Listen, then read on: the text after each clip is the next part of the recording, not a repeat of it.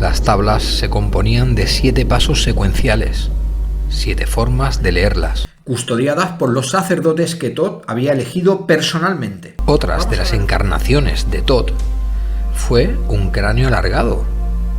Los textos cuentan así: y tomaron los cuerpos de los humanos, tomando su semejanza como propia, viviendo como los hijos de los hombres, caminando por la tierra, su único distintivo, su cabeza alargada.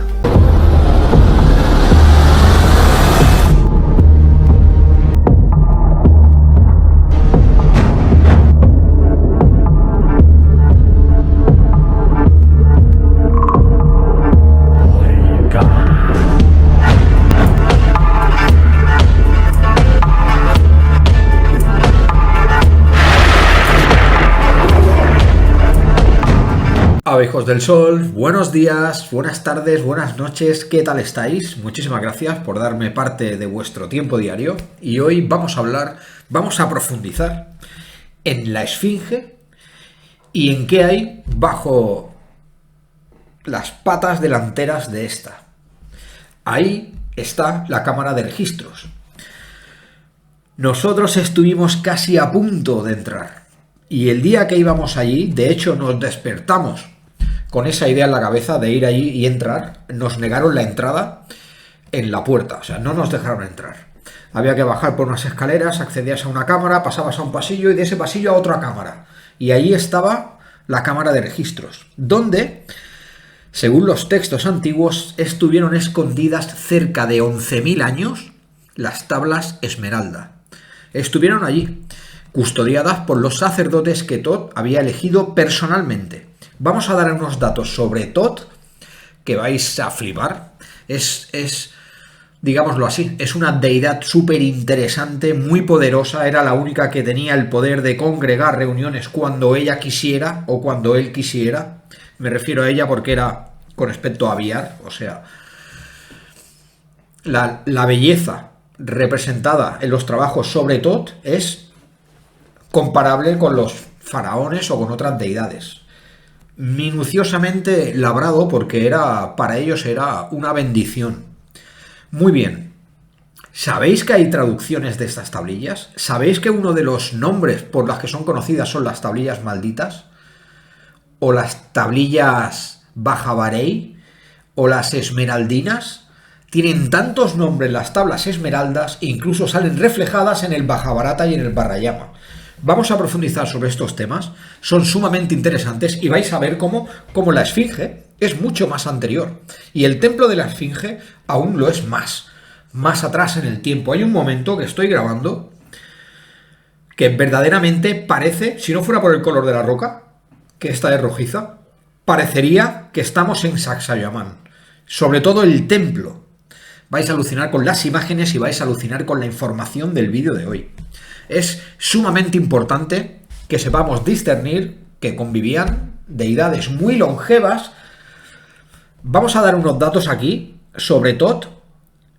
Se cuenta, y así está escrito, que tomó el cuerpo de un hombre y caminó entre ellos. Y la única manera de diferenciar a Thoth de los demás era por su cráneo alargado. Alucinante. Bueno, no os digo más. Empezamos con el vídeo. Cuentan las leyendas y los textos antiguos, incluyendo los textos védicos, que Thoth era muy poderoso, el más poderoso de los dioses. Incluso podía organizar asambleas cuando a él le apetecía. Él era Amón, el mismísimo Ra. Había ocupado varios cuerpos así. Cuentan que las tablas Esmeralda le otorgaron un poder. Tuvo 7 encarnaciones. En la Atlántida encarnó a un híbrido, mitad humano, mitad Aibiris, una especie de raza aviar, llevando las tablas y el Ankh egipcio en sus manos. Así es representado Thoth. Thoth a menudo visitaba el Amenti, donde estaba la casa de la vida de los dioses. Ellos no morían, simplemente se rejuvenecían. El Amenti puede ser un reducto de la Atlántida, que aún hoy esté perdido en algún lugar del mar. Thoth visitaba este lugar una vez al año. Otras de las encarnaciones de Thoth fue un cráneo alargado. Los textos cuentan así: y tomaron los cuerpos de los humanos, tomando su semejanza como propia, viviendo como los hijos de los hombres, caminando por la tierra, su único distintivo, su cabeza alargada, marcando un linaje de antaño. Muy bien, la figura de Thoth es impresionante, es alucinante cómo lo representaban. En un principio yo pensé que la única forma de representar a Thoth era con esta cabeza aviar, pero luego resultó que no, que es que también era representado con el cráneo alargado, y hay textos escritos que así lo apuntan. Y si tenemos que hablar de Thoth, tenemos que hablar de las tablas Esmeralda. ¿Sabéis que hay traducciones? La primera se realizó en el año 300 a.C., al latín. La segunda creo que se realizó en el siglo XII, y luego también apareció una traducción de los alejandrinos, de 16 párrafos. ¿Queréis saber qué ponían estos párrafos?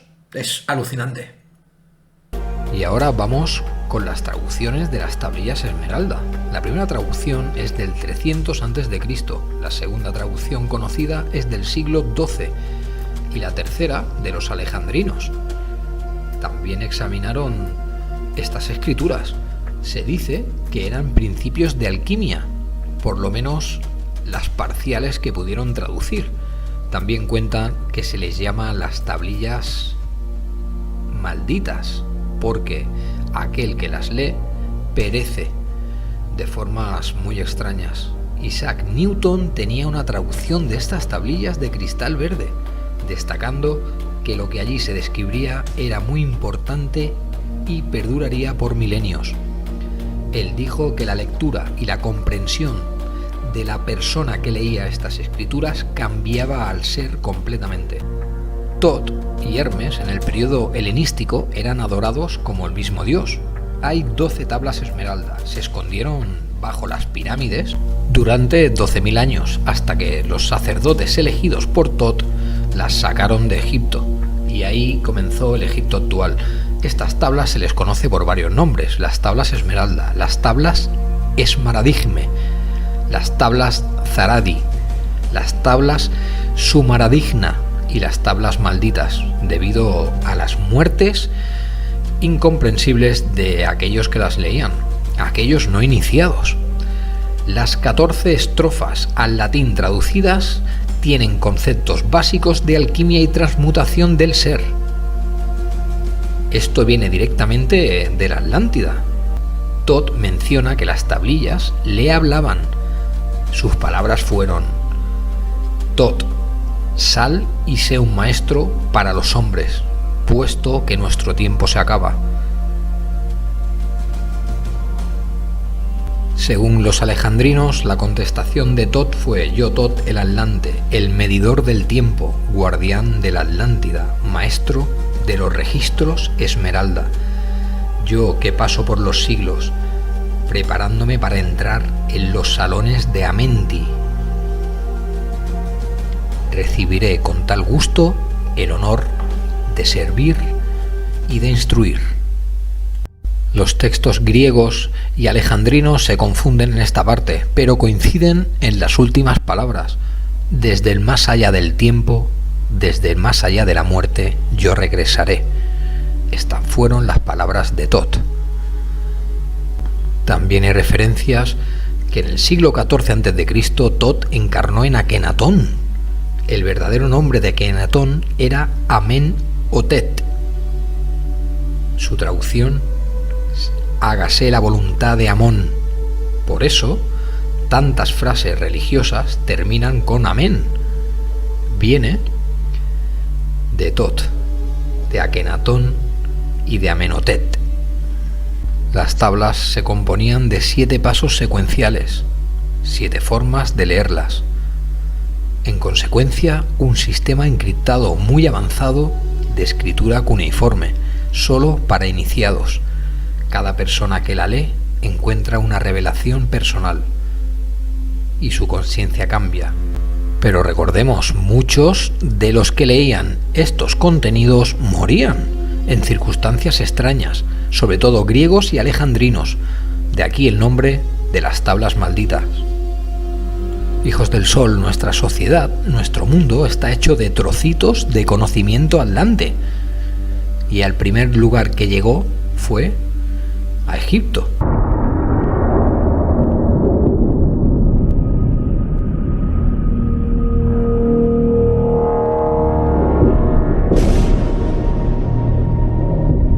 Muy bien, después de estos datos que son necesarios para comprender la figura de Tot y la figura de las tablas Esmeralda, tengo que decir que muchos de estos datos los saqué de uno de mis primeros vídeos. O sea, imaginaros el nivel que teníamos ya cuando éramos amateurs. Muy bien, estos datos son demoledores, ahora fuera broma. Es increíble seguir el rastro de los dioses y cuando en diferentes puntos de la historia han cambiado y han sido reflejados de otra manera. Entidades que sobreviven a una etapa y se presentan en las etapas siguientes. Es súper interesante. Ahora hemos profundizado en las traducciones de las tablillas que son reales. Y dejando este tema un poco aparte, gracias por aguantar la narrativa, ahora vamos a hablar de por qué hay tanta semejanza con las imágenes que vais a ver a continuación. Son del templo de la Esfinge, el lugar donde Tot decidió ocultar por 11.000 años las tablillas ahí. Este lugar es muy peculiar. Resulta que el templo puede que sea más antiguo que la Esfinge. Nos remontaríamos a, quién sabe, 16.000 años, no se sabe. Hablando con certeza, o sea, lo que es cierto es que nos tenemos que remontar antes del diluvio. Antes del diluvio, muchas de estas construcciones parece que estás en Sacsayhuamán o en Pumapunku, por la redondez de las aristas. Arquitectónicamente hablando, hay dos Egiptos, uno con puntas redondeadas y bloques semicurvos, como los del Preamérica antiguo, y otros con un Egipto más actual. Quizá se terminó de desarrollar esa manera de labrar la piedra después de pasar muchos miles de años ahí en Egipto, ¿no?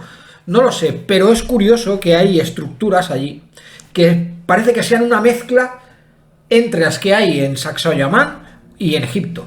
Es súper interesante y aquí os dejo con las imágenes que son brutales, ¿de acuerdo? Continuamos. Ahora me gustaría que prestarais especial atención a esta habitación, ¿de acuerdo? Creo sinceramente que necesitarías meses y meses de estudio por cada símbolo parcial e individual de esta pared para lograr darle un sentido. Se necesitarían meses para descifrar todo esto de aquí.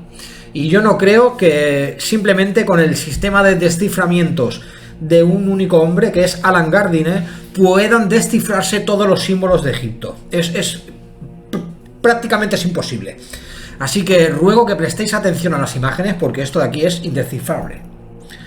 Tenemos un tesoro aquí visual, ¿de acuerdo? Así que nos concentramos, en los símbolos y vamos a ver qué sacamos y lo veremos en el siguiente vídeo, ¿de acuerdo? Porque es muy largo, estos temas son muy largos de desarrollar. ¿De acuerdo, amigos? Continuamos.